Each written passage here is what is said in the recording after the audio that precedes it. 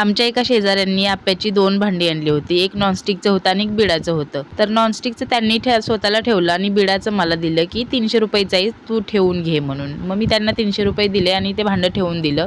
गेले 1.5 वर्ष झाले मी त्याच्यामध्ये आप्पे बनवते. कधी तांदूळ डाळ भिजत घातले आणि कधी ते भांड्याने व्यवस्थित आप्पे उलटलेत असं झालेलंच नाही. कारण एकही आप्पा व्यवस्थित उलटलेला नाही त्याच्यामधला, माहिती आहे का. आणि अशी नतद्रष्ट भांडी असली ना की आवडीचा पदार्थ सुद्धा बनवावंसं वाटत नाही, माहिती आहे का. तर असंच 1.5-2 वर्ष झालं माझ्यासोबत होतंय.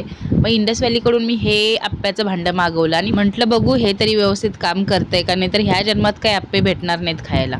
हे भांडं आल्यानंतर मी पहिल्यांदा याच्यामध्ये आप्पे बनवले आणि विश्वास बसणार नाही तुमचा, पहिल्यांदाच आप्पे एवढे भारी झाले. एकही आप्पा तुटला मोडला काही नाही, माहिती आहे का. कसे गोल गरगरीत बॉल सारखे आप्पे तयार आहेत, बघू शकता तुम्ही. याच्यामध्ये सोडा बिलकुल घातलेला नाही. माझ्या फोटोच्या खाली त्रिकोण आहे, तिथे जाऊन लॉंग व्हिडिओ बघा. आप्प्यासाठी डाळ तांदूळचं प्रमाण सुद्धा मिळेल आणि भांड्याची लिंक सुद्धा मिळेल.